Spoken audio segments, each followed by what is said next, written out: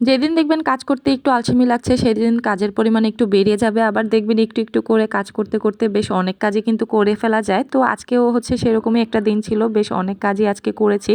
তো সকাল সকালই হচ্ছে একটু শাক আনা হয়েছিল, এটা হচ্ছে মিষ্টি কুমড়ার শাক। তো এই শাকটা হচ্ছে চিংড়ি মাছ দিয়ে খেতে অনেক বেশি ভালো লাগে, এটা আমার খুবই পছন্দের একটা শাক। তো সকাল সকাল এগুলাকে বেশ ভালো করে হচ্ছে পরিষ্কার করে নিয়েছি। শাকগুলো একটু ক্লিন করতে অনেকটা টাইম লেগে যায়, তো ওইদিকে শাকগুলো কেটে পরিষ্কার করে হচ্ছে ধুয়ে এক সাইডে রেখে দিয়েছি। আর সাথে হচ্ছে একটু টকও রান্না করব। তো এক চুলায় হচ্ছে আমি শাকটা বসিয়ে দিচ্ছি, আরেক চুলায় হচ্ছে টকটাও বসিয়ে দিয়েছি।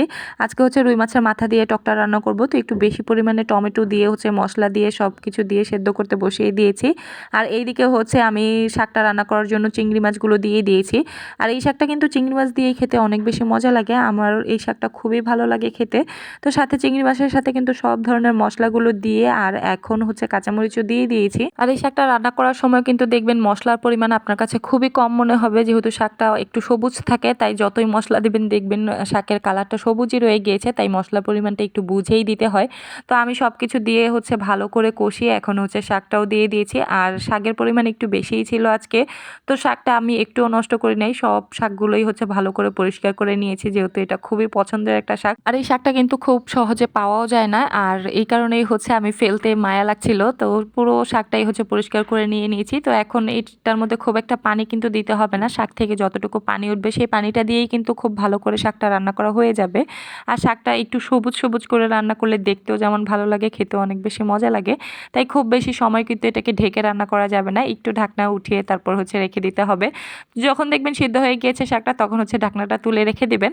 আর ওইদিকে কিন্তু আমার টকটাও কিন্তু মোটামুটি অনেকটাই কষানো হয়ে গিয়েছে, আমি মাছটাও হচ্ছে দিয়ে একটু ভালো করে কষিয়ে নিয়েছিলাম।